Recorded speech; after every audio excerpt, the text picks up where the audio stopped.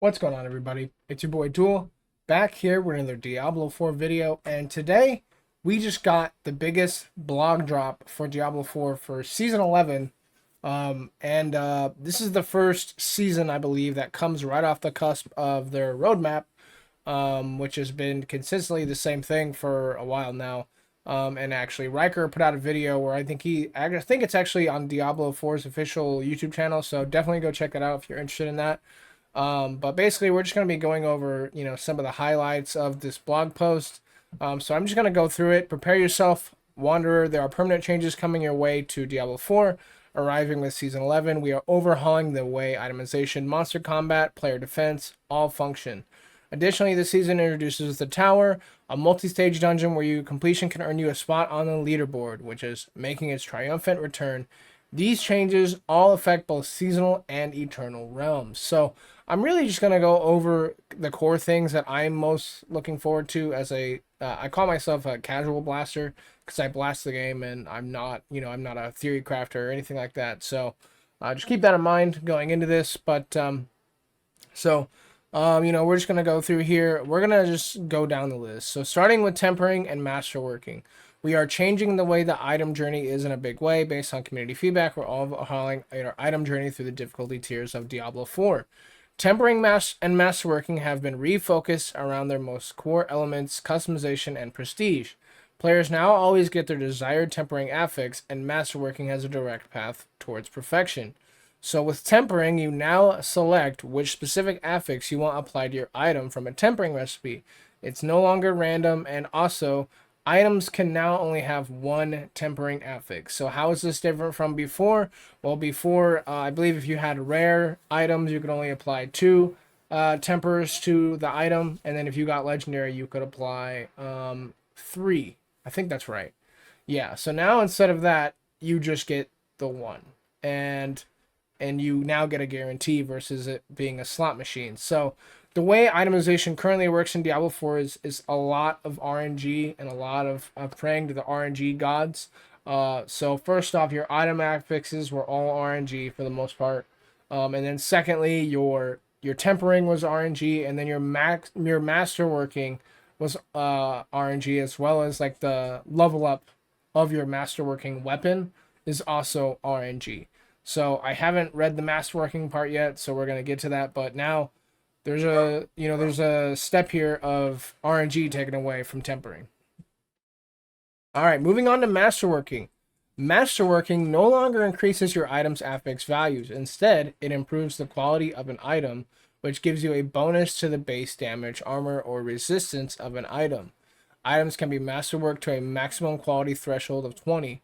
Once at maximum quality, you can roll it at least at one last time, for a capstone bonus, which was like that. Basically, it was that level at the very end of your first set of tiers with masterworking. So you had 3 different tiers.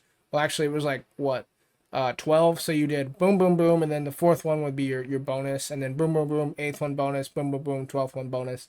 Now it just seems once you get to 20, then you get your bonus. So it does not say, let's see here. Capstone bonus upgrades a random non-greater affix on your item into a greater affix. Okay, I like that. You can then choose to reroll the masterworked greater affix without resetting your masterworking quality. That is a massive change, and I think this is one of the biggest things that I personally hated about masterworking is that if you could do like let's say you wanted to crit damage, well, you could masterwork to level 4, you got crit damage, and then you masterworked again to level 8, you didn't get crit damage, well, now you got to start all over and then hope to god you get crit damage again. So I don't know how these people that were playing the game that just have infinite amount of time were just getting crit damage, crit damage, crit damage, getting all 3. Like, you have to be extremely lucky. You're basically winning the lottery at that point. So this is a massive change, and I'm very excited about this because basically so again, this takes a lot of RNG out of Diablo 4. Now, you could view that as a really good thing or a bad thing. If you're following a build guide or a meta build, this is going to make the game infinitely easier for you because now all you're looking for is greater affixes and affixes on your items, at least based on what I'm reading here. So that's really good. You're no longer just spending all this time trying to play RNG lottery essentially for 3 different things. So now it's just the one, and then obviously getting your GAs. So moving on to monster combat changes, improve monster behavior. Monsters will better react and adapt to combat in their expressed desire to end your life. Each monster should now have its own clear role and own identity when fighting monsters. Monster behavior was previously too predictable, but now they'll be more dynamic in how they respond to you in combat. On paper, this sounds cool, but it really, we're not going to know what this is like until obviously the PTR or when the game actually drops. Moving down here, there's like mention of elites. Elite enemy updates. Elites are receiving several large changes. First of those are now 20 plus new monster affixes to learn and conquer.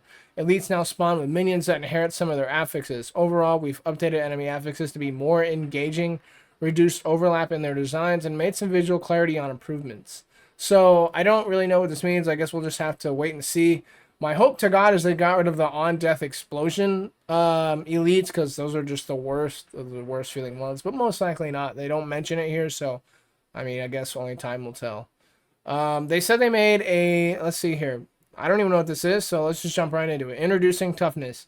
In an effort to better equalize effective health across classes and builds, we're making several changes to the way effective health interacts with damage reduction, and now those individual stats are calculated. Our goal is to properly test your defenses as you climb through difficulty tiers, putting more emphasis on gearing your builds towards survivability. Armor and resistances will both become a rating systems with diminishing returns at higher values. Armor now reduces all damage taken, both physical and non-physical. This is good. We're also introducing a new type of damage resistance, physical damage. Okay, that's kind of confusing. You said physical and non-physical, and then a new type of damage physical damage. Like, what's the difference? So, I don't know. I'm slightly confused by that. These changes to armor and resistance in mind, the armor and resistance penalties per torment tiers have been removed. Okay. Again, I mean, we're not finished reading here, but it really just seems like they're making, for people that follow a build guide or follow the meta, this makes the game infinitely easier. I'm going to keep reading here, but that's what I'm reading so far. Additionally, skills and Paragon nodes are being reworked with these changes in mind. Paragon nodes and skills that provide various forms of damage reduction now grant a multiplicative bonus to your armor or all resistances. Okay, that's pretty good. To help you understand your defenses better, we're adding a new stat called Toughness that represents total amount of raw damage of each type you can take after considering all damage mitigation sources. Okay, we'll have to just see how that pans out. Don't really know what that means. Just reading it off the cusp, but I guess that's good. Potions are changing significantly to make them more impactful and tactical. These changes go into tandem with the renown changes next, so keep that in mind when reading these changes. Base potion capacity is reduced to 4 regardless of previous renown progress. Potion healing is now an instant percentage based heal. Using a potion heals you for 35% of your total health immediately on use. Okay. In addition to the potions you pick up, you also slowly regenerate a potion every 30 seconds. Okay, interesting. To compensate, life on hit has been re-added as a potential affix. It has a minor cooldown so that no longer multiplicativity scales with enemy density. We've also increased values for life regen, life on kill, healing, and made them more readily available. Healing potion upgrades have now been removed, considering potions are now a portion of your overall health. Okay, so no longer just upgrading healing pots at the shop, so that's good. Fortify redesign. To work in tandem with the changes to healing and potions, Fortify is shifting from a type of damage reduction to an additional reservoir of life that's trained to heal you over time. Okay. You can now gain Fortify. It will stack up to your when you now gain Fortify, it will stack up to your maximum life. When you have Fortify under maximum life, you'll heal for a percentage of your maximum life per second in exchange for equal amount of Fortify. You will be considered fortified as long as you have any amount of Fortify. Specific changes to skills, passives, and items related to Fortify are detailed in the PTR patch notes coming. We might take a look at that in another video. Introducing Season Rank. Okay, here we go into the more non-boring stuff. The Season Journey is now shifting into a more challenging version stocked with Season Rank. Each tier now requires you to complete a challenge, usually a capstone dungeon. So, first off, they're bringing capstone dungeons back. Maybe this is a bad take or whatever, but in my opinion, I did not like the capstone dungeons. I thought they were stupid. They just slow you down from getting to the next torment tier. But some people like the capstone dungeons. Gave them something to do. And, it's kind of like a skill check. But in my opinion, I would just rather go to town and click the shrine or whatever and then switch to T1. try to kill some elites. If I get completely murked, I drop down in difficulty, and if I destroy them, then I'm happy and I stick in T1. Now instead, you're putting a dungeon in front of me that I have to go clear to affirm that I'm ready for T1. Like I just feel like it's a waste of time, but hey, they're bringing them back. It is what it is. Before progressing to the next rank, similar to the previous capstone dungeons, these can now be attempted before the recommended level and difficulty. Okay, so it's just like the tech capstone before, but I guess we'll just keep reading. Renown changes in the seasonal realm. Your renown will now only stand permanently in the eternal realm. Note that your renown will now only stand permanently in the eternal realm. Not sure how I feel about that, but we'll keep reading. Note that the pushing capacity changes and removal from renown affects the eternal realm as well. Within the seasonal realm, you can still earn additional benefits associated with renown based on your progress tied to the new season rank system. Complete various changes within each rank to earn specific benefits, while completing an entire rank will grant additional capstone bonuses. Season rank rewards and additional skill points at rank 1, 2, and 3. Okay, so they're getting rid of how it was with the Altars of Lilith here, so that's interesting. So you no longer need all of your Altars of Lilith. So to the people that got your Altars of Lilith, you get nothing. Okay, thanks. But hey, whatever. This is a fine change, much better for people that are just coming into the game. They don't have to spend time doing the boring, we walked so you all could run, I guess. So that's good. Season rank rewards additional skill points at rank 1, 2, and 3. Season rank rewards additional Paragon points at rank 3, 4, 5, and 6. Altars of Lilith and Tenets of Akarat will still grant some experience and minor rewards rather than permanent stats and power. So basically they're pointless. I mean, unless I'm reading this wrong, you can just get experience by playing the game. It's just stupid. They're gonna go over here the capstone dungeons. We don't really need to go over that. They're bringing it back. The tower and leaderboards, which apparently is in beta. I don't know why it's taking them so long to get leaderboards, but here they are and they're in beta. But we'll take it, right? So the tower and leaderboards will be officially be in beta, both the PTR and in Season 11. They will be released from beta at a further date. Like we are now 11 seasons in, and you still cannot figure out the leaderboard. Like I don't understand this. Last Epoch has a leaderboard. Megabach has a leaderboard. Diablo 3 has a leaderboard. How do you not have a leaderboard this late in your game? I don't understand it. And how is this in beta? Like, sorry if I'm crashing out here. That just seems crazy to me. AAA game, by the way. Anyway, moving on. A new challenge arrives to meet. Let's see here. Our plan here is to update the tower through multiple seasons to come. This introduction of the tower, yeah, we'll see how that pans out, because they said that about the other leaderboard mechanic, and that mechanic died so fast. So, and there's no mention here of the Dark Citadel, at least so far. The tower will have multiple floors, randomized tile, set of monster family, earn progress by killing monsters and collecting orbs.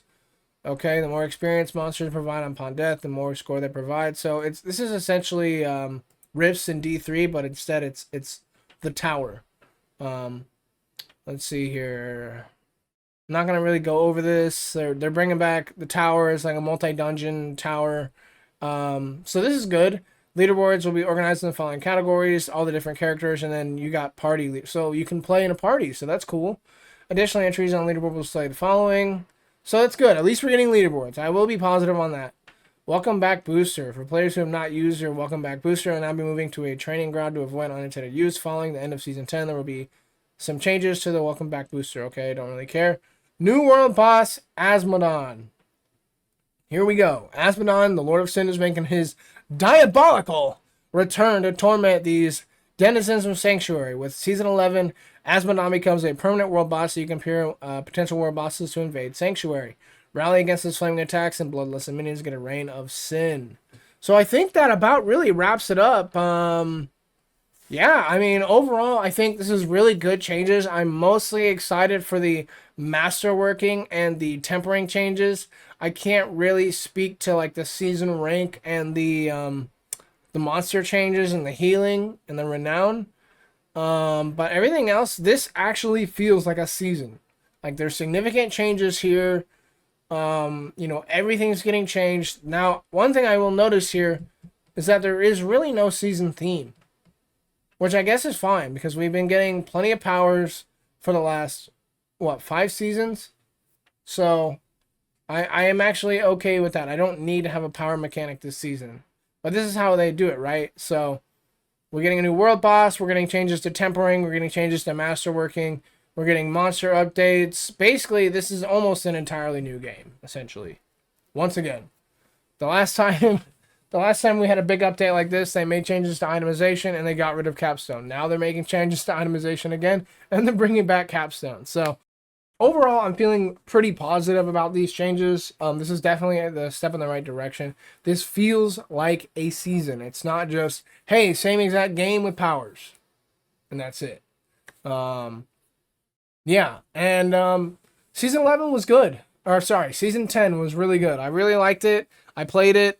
Too bad I was just obsessed with Last Epoch. So as soon as I finished the season, I just went right back to Last Epoch. So that was a ton of fun, and I think I'll always love Last Epoch. And they've got some changes coming as well.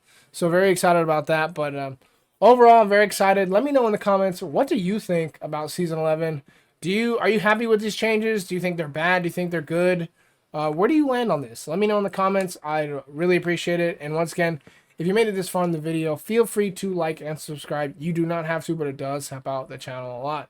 And if there's something that you want to see a video on, please let me know, and I will do my best to get it out there. That's going to be it. Thank you guys so much for watching, and I'll see you guys in the next one. Peace!